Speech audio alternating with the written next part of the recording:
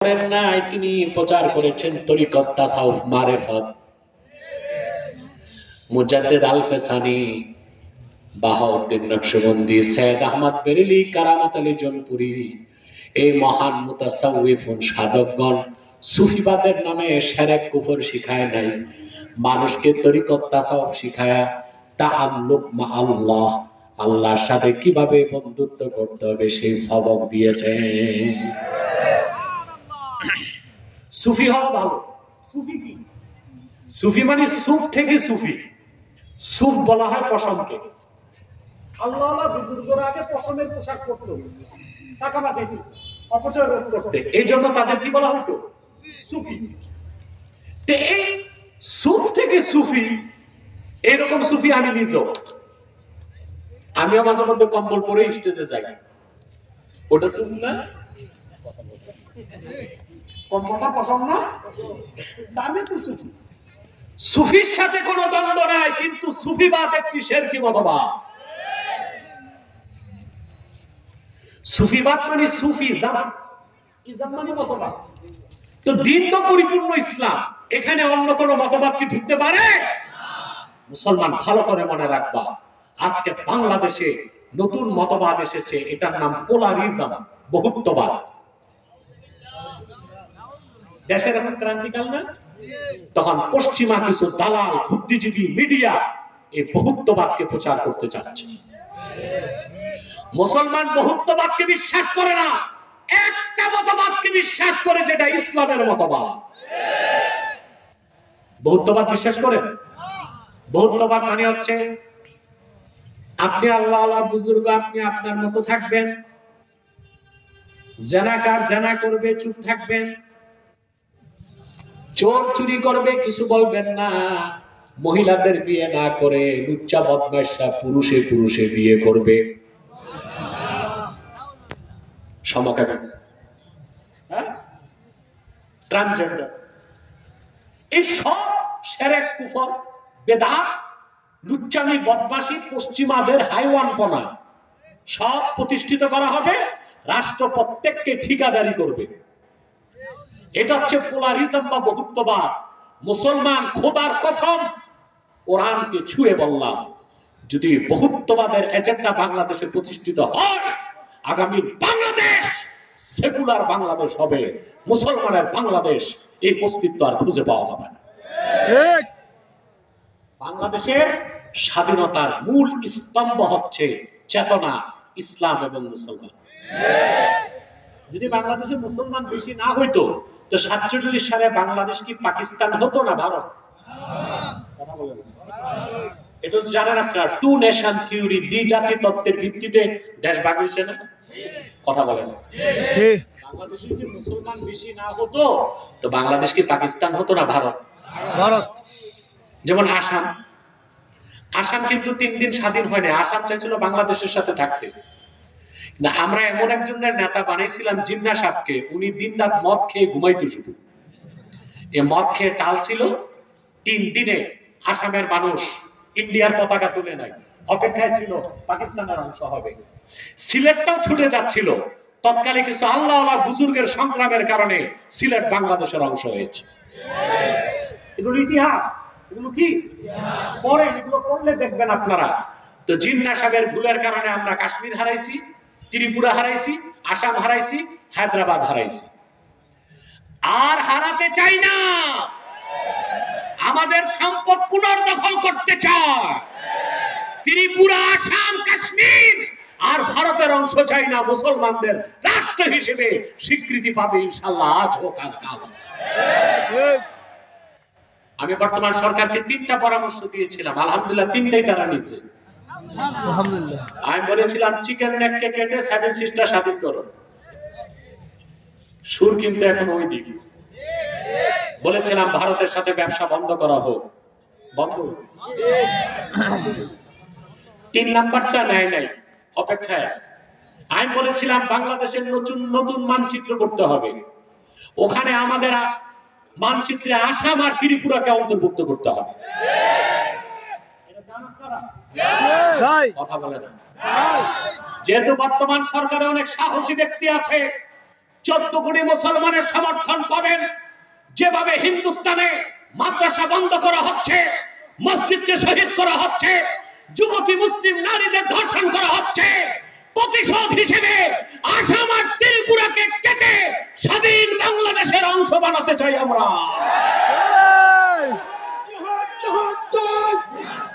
বাঁচতে চাই, জিহাদ করে বাঁচতে চাই। শাহজালালের তলোয়ার গর্জে উঠুক আরেকবার, শাহজালালের তলোয়ার। গর্জে উঠুক আরেকবার। আমার ভাইরা, বলছিলাম বাংলাদেশের স্বাধীনতার মূল চেতনা ইসলাম ও মুসলমান। মুসলমানের সংখ্যা বেশি ছিল, 47-এ বাংলাদেশ পাকিস্তানের অংশ, সেজন্যই সম্ভব হয়েছে 71-এ স্বাধীন দেশ বাংলাদেশ করা। হিন্দুর সংখ্যা যদি বেশি হতো, বাংলাদেশ হতো ইন্ডিয়ার অংশ। আর যদি ইন্ডিয়ার অংশ হতো, এটা কোনোদিনও আসাম ত্রিপুরার মতো স্বাধীন। বাংলাদেশের স্বাধীনতার মূল চেতনা কি? অসাম্প্রদায়িকতা না ইসলাম ও মুসলমান? যতদিন এদেশে মুসলমানের সংখ্যা দীর্ঘ থাকবে, বাংলাদেশ বিশ্বমান চিত্রে স্বাধীন রাষ্ট্র হিসেবে টিকে থাকবে। খোদা না খাস্তা সেকুলারিজমের নামে, বহুত্ববাদের নামে শিরকিয়ার কুফরি মতবাদ ঢুকায়া গোটা জাতিকে যদি নাস্তিকার পাশবিকতার দিকে ঠেলে দেওয়া হয়, বাংলাদেশ তার স্বাধীনতা হারাবে। আপনাদের পাশে একটা দেশ আছে ফিলিপাইন, এটা কি রাষ্ট্র ছিল? মুসলিম। এখন মুসলমানের সংখ্যা কমে গেছে, খ্রিস্টান বেড়ে গেছে, মুসলিম রাষ্ট্র স্বাধীনতা হারিয়েছে।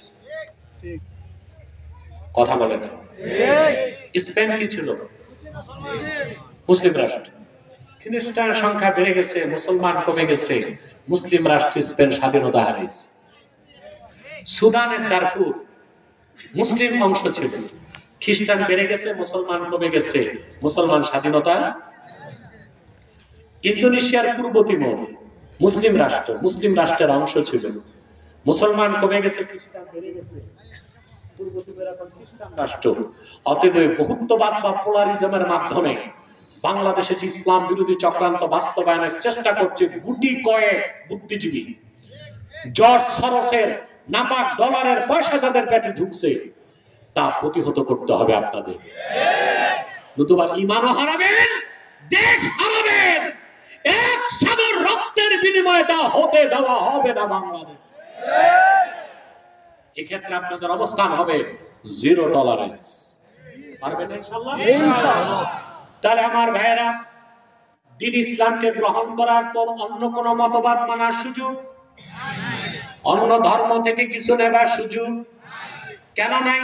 আল্লাহ আগের সব রিজেক্ট করে বলে দিয়েছেন, ওয়ারাদিতু লাকুমুল ইসলাম দীনা, একমাত্র আমি মুহাম্মদ সাল্লাল্লাহু আলাইহি সাল্লামের আনিত দ্বীনকে স্বীকৃতি দিলাম। সকল তন্ত্র মন্ত্র মতবাদ আগের সব রিজেক্ট, সামনে যত আসবে সব রিজেক্ট। সুবহানাল্লাহ বলবেন না?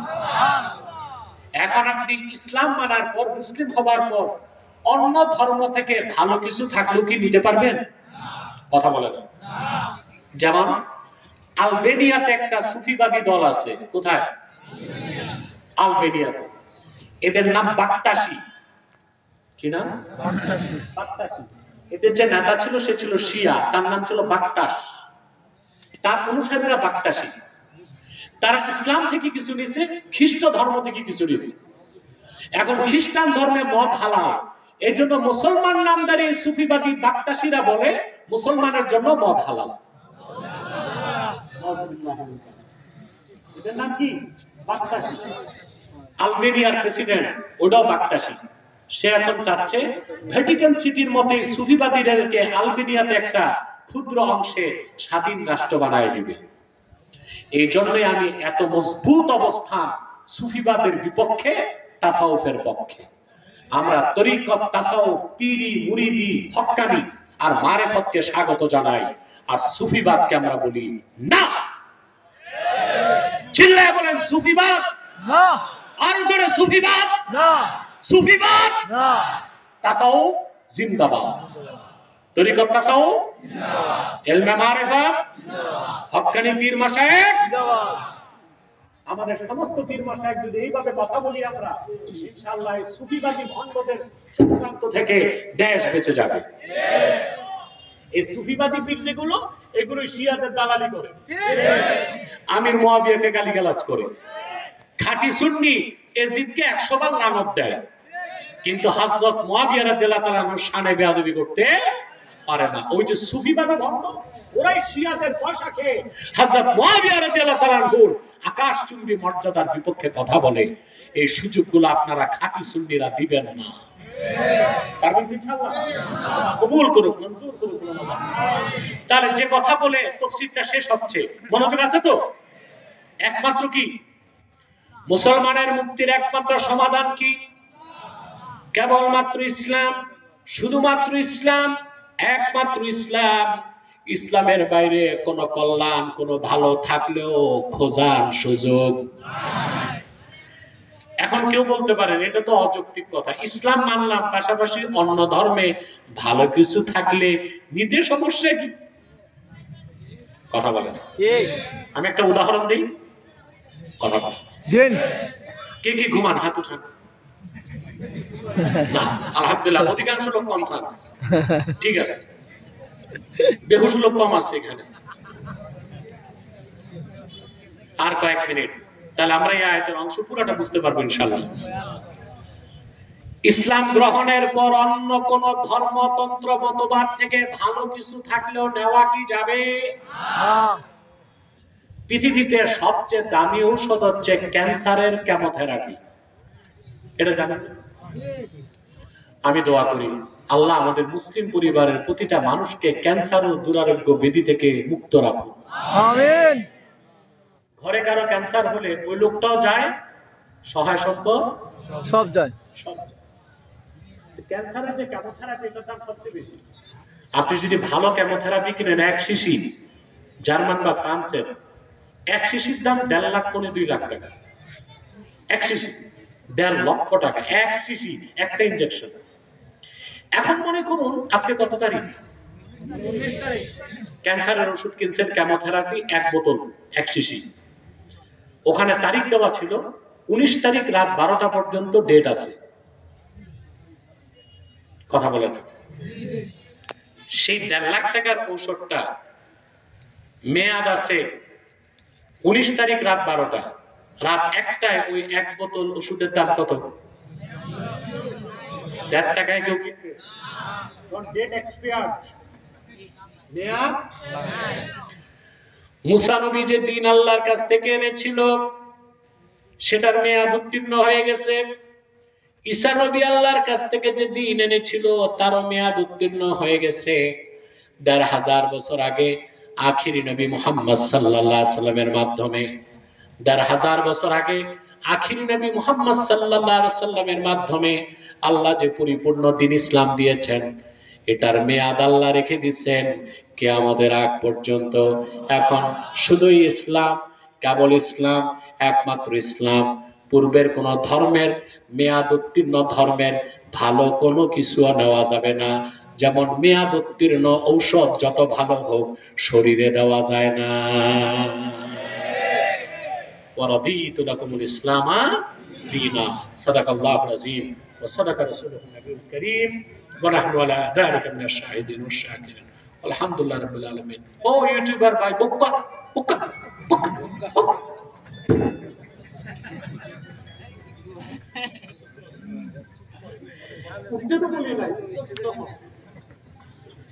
কোথায় যাচ্ছ তোমরা? মুনাজাত না করে বসো। বাচ্চা ওয়াজ হয়ে গেছে, চলে যায়। ওনারা আউলিয়ায়ে কেরাম, মুনাজাত লাগে না। আরে ভাই, এখন তো দেখতেছি আজান দিলে শয়তান ভাগে, কিছু মৌলবী মুনাজাত দেখলে ভাগে। আমরা কোথায় আছি? কোন জমানায় আছি? কথা বলেন। আল্লাহ হেদায়েত করুক। যাক, আর বললাম না, এত বলছি, বলার আর কিছু নাই। 26 তারিখে দোয়া করে দিচ্ছি। প্রিয় ভাই, বিদায় লগ্নে একটা কথা বলবো। আপনার এখানে বিভিন্ন দলমতের লোক আছেন, আছেন না? কথা বল। বিভিন্ন হক্কানি পীর মাশায়েখদের মুরিদ আছেন, রাজনৈতিক দল ভিন্ন ভিন্ন আছে। আমার একটা অনুরোধ, তাহরিকের পক্ষ থেকে আমার অনুরোধ, দলীয় মতভেদ থাক, মাসলাগত দ্বন্দ্ব আছে তাও থাক, তিনটা ইস্যুতে আমরা এক হব। ইসলামের সুমহান স্বার্থ রক্ষায় আমরা ঐক্যবদ্ধ হব ইনশাআল্লাহ। মুসলমানদের মৌলিক দাবিগুলো যা আদায় হয় নাই দেশ স্বাধীনের পর এখন পর্যন্ত, তা আদায় করতে আমরা এক হব। আর বাংলাদেশের স্বাধীনতা রক্ষায় আমরা এক হব ইনশাআল্লাহ। রাজি আছেন? আমাদের এই তিনটি স্বার্থের বিরুদ্ধে চক্রান্ত করে যাচ্ছে তিনটি অমুসলিম সম্প্রদায়।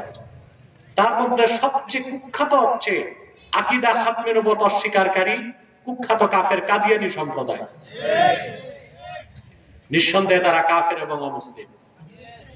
যে সন্দেহ করবে সেও তো কাফের হয়ে যাবে, কারণ তারা আল্লাহর আখিরি নবী মুহাম্মদ সাল্লাল্লাহু আলাইহি সাল্লামকে আল্লাহর শেষ নবী হিসেবে বিশ্বাস করে না, কোরআনকে শেষ আসমানি কিতাব হিসেবে বিশ্বাস করে না, ইসলাম পরিপূর্ণ জীবন বিধান এটা বিশ্বাস করে না। সেজন্য তারা কি? চিল্লায় বলেন, তারা কি? কাফের। তাদেরকে যারা কাফের বলবে না তারা কি? কাফের। মানুষকে ধোঁকা দিতে তারা কি করে? মুসলমানদের মতো দাড়ি রাখে, টুপি লাগায়, নামও রাখে, তাই বলে কি মুসলমান হবে? দাড়ি রাখলে কেউ যদি মুসলমান হতে পারতো, তো রবীন্দ্রনাথ ঠাকুরের চেয়ে বড় মুসলমান কে হইত? সে কি মুসলিম ছিল না অমুসলিম? টুপি লাগালে মুসলমান হওয়া যায়? দিল্লি পার্লামেন্টে দেখবেন অনেক হিন্দু এমপি টুপি লাগায়, তাই বলে কি মুসলমান হবে? নাম রাখলে মুসলমান হওয়া যায়? এক শয়তান বোতলে পেশাব করে উপরে লেবেল দিয়েছে শরবত, এটা কি শরবত হবে? ভিতরে কি? তদ্রুপ কাদিয়ানীরা কাফের। আব্দুল আউয়াল, আব্দুল সামাদ, মুবাশশির আলী, কবির চৌধুরী, গওহর রেজভী, শাহরিয়ার কবির, নিঝুম ঝাড়ুদার, এসব নাম রাখার দ্বারা তারা মুসলমান হতে। আমার ভাইয়েরা, আমার বন্ধুরা, আমার আল্লাহ নবীজি আমার মুহাম্মদ মুস্তাফা সাল্লাল্লাহু আলাইহি ওয়াসাল্লাম ইসলাম ও কোরআনের হাজার হাজার বছর পরে বর্তমান ভারতের কুখ্যাত পাঞ্জাবের কুখ্যাত কাশপুরের কুখ্যাত কাদিয়ানে ইংরেজ আমলে এক শয়তান নিজের নবী দাবি করছে। চিল্লায় বলেন নাউজুবিল্লাহ। শয়তান তার নাম রেখেছিল তার বাপ মির্জা গোলাম আহমদ কাদিয়ানী। সাবধান, তাকে গোলাম আহমদ বলা যাবে না, কারণ গোলাম আহমদ অর্থ আহমদ এর গোলাম। কোন কাফের কোনদিনও গোলাম আহমদ এর গোলাম হতে পারে না। আর কাদিয়ানের কাযযাব ছিল শেষ দরজার কুখ্যাত কাফের, সে গোলাম আহমদ এর গোলাম ছিল না, সে ছিল কুখ্যাত শয়তান কুখ্যাত গোলাম। কাদিয়ানের কাফেরদের দাবিদার মির্জা গোলাম শয়তান কাদিয়ানীর উপর গজব এসেছে 1908 সালে, যখন সে কাদিয়ানের কাযযাব মিথ্যা নবুওয়াতের দাবিদার ইংরেজদের পাঁচাটা গোলাম মির্জা গোলাম শয়তান কাদিয়ানী 1908 হয়ে কুখ্যাত জাহান্নামের কুখ্যাত কূপে পরিণত হয়েছে। তার অনুসারীরাও ধ্বংস হয়ে বর্তমানে কিছু কাদিয়ানী বাংলাদেশে আছে। ইতিমধ্যেই তার বাংলাদেশে 100 সেন্টার করে ফেলছে। আপনাদের সিলেট সোভানীঘাটে একটা সেন্টার করছে, সুনামগঞ্জের দিরাইতে একটা সেন্টার করছে, কিশোরগঞ্জে সেন্টার করছে। কথা বুঝতে পারছেন? 100 সেন্টার করে ফেলছে। উপাসনালয়কে তারা বলে মসজিদ, বলে নাউজুবিল্লাহ বলবেন না? ইহুদিদের উপাসনালয় কি মসজিদ না সিনাগগ? খ্রিস্টানদেরটা গির্জা, বৌদ্ধদেরটা প্যাগোডা। তাদের চেয়ে বড় কাফের কাদিয়ানী, তাদের উপাসনালয় মসজিদ হতে পারে না, সেটা একটা শয়তানি আস্তানা।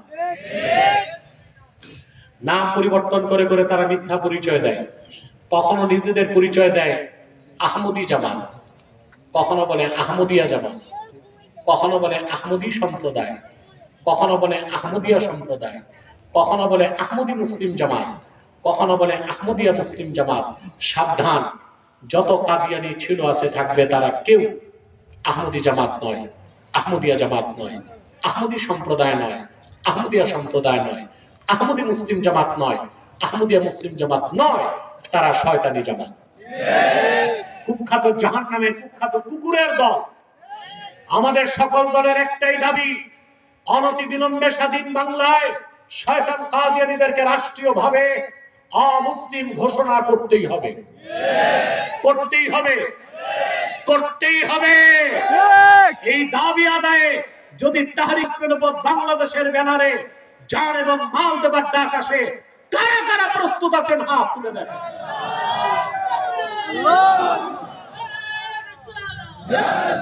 নবীর পরে নবী নাই, কাফের কাফের তাহরিকে খতমে নবুয়্বত বাংলাদেশ জিন্দাবাদ, প্রিয় প্রিয় ভাই বন্ধুগণ, কাদিয়ানীদেরকে অর্থনৈতিক সহযোগিতা করবেন না, করেন? জি করেন। প্রাণ কোম্পানির ফ্যাক্টরি তো আপনাদের হবিগঞ্জে। আমার মনে এলাকার ওলামায়ে কেরাম সচেতন ছিল না, নতুবা তারাই আস্তানা করতে পারত না। প্রাণ, সিজান, আরএফএল, প্রথম আলো, ডেইলি স্টার, কালের কণ্ঠ, এগুলো ধরবেন না, কিনবেন না, বেচবেন না। মনে থাকবে? এটা নৈতিক দায়িত্ব হিসেবে ধরবেন না, কিনবেন না, বেচবেন না, মনে থাকবে আপনাদের? আরেকটি অমুসলিম সম্প্রদায় আমাদের তিনটি স্বার্থের বিরুদ্ধে দাঁড়িয়েছে, এটার নাম ঈসাই জামাত। খ্রিস্টানদের একটা নতুন দল, দাড়ি টুপি নিয়েই মাঠে নামছে। 1975 সালে এ পর্যন্ত 2.5 লক্ষ পরিবারকে খ্রিস্টান বানাইছে। তারা মানুষকে খ্রিস্টান বানায়, প্রথমে বলে তুমিও মুসলমান, তবে ঈসাই মুসলমান বলে, তার মানে বলে ঈসার উম্মত মুসলমান। ঈসার উম্মত মুসলমান না খ্রিস্টান? এরাও সুফিবাদের নামে কাজ করতেছে। আমি একটা তথ্য দিই আপনাদেরকে, সুফিবাদীদেরকে ঘৃণা করি কেন? আমি 2016 সালে খ্রিস্টানদের বিরুদ্ধে গিয়েছিলাম কুষ্টিয়াতে। 22টা পরিবার খ্রিস্টান হয়ে গেছিল। আমাদের মেহনতের কারণে অনেক পরিবার ফিরে আসছে। খ্রিস্টান বহস করছে আমার সাথে, একটা ভিডিও আছে। ওখানে যে শুনলাম, মাগুরাতে এক পীর খাজা খবিরউদ্দিন চিশতি নামে 11 বছর খ্রিস্টান ধর্ম গ্রহণ করে মানুষকে মুরিদ করছে খ্রিস্টান ধর্ম। শয়তানটা মরে গেছে, এখন তার ছেলে আছে নুরা পাগলা, এটাও খ্রিস্টান।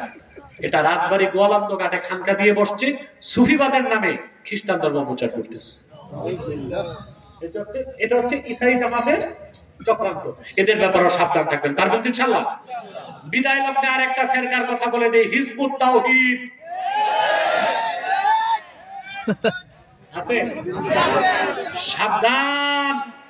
হিজবুত তাওহীদকে পাওয়া মাত্রই ধরে পুলিশের হাতে দিবেন। এরা একটা নিকৃষ্ট ফেরকা। এদের আকীদার ব্যাপারে বলে দিচ্ছি, এরা হাদিস বিশ্বাস করে না।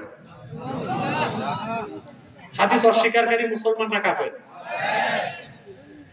ইসলামের নামগুলোকে বদল করতে চায়। ইমাম বলে না, বলে এমাম। নামাজকে বলে নুমাজ, কিতাবকে বলে কেতাব। ওরা বলে নামাজ হচ্ছে ব্যায়ামের মতো, ওযু থাকলেও নামাজ হবে, ওযু ছাড়াও নামাজ হবে। ছেলে মেয়ে বিবাহ বহির্ভূত নিজেরা মন দিয়ে নিয়ে ফিজিক্যাল রিলেশন করতে পারে। জিনার মতো হারামকে তারা হালাল মনে করে। তাদের বিশ্বাস দাজ্জাল বলতে কিছু নাই, আমেরিকাই দাজ্জাল। আমাদের কথা পারলে আমেরিকা যে বোমা মারো, কিন্তু দাজ্জাল নাই এটা বলো কেন? এটা বলার উদ্দেশ্য তো ভিন্ন, কারণ দাজ্জালকে হত্যা করতে কে নামবে? এটা তো বলতে পারে না, বলে দাজ্জালই কোন, তার মানে ঈসা নামার দরকার কি? এটা একটা বাতিল ফেরকা, কাফের ফেরকা। এদের ব্যাপারেও সাবধান থাকবেন, পারবেন তো ইনশাআল্লাহ? আসুন মুনাজাতের প্রস্তুতি নেই। আল্লাহ আমাদেরকে কবুল করুন, মঞ্জুর করুন। তোমরা এত রাতে এতগুলো প্রশ্ন জমা করে রাখছো, হ্যাঁ?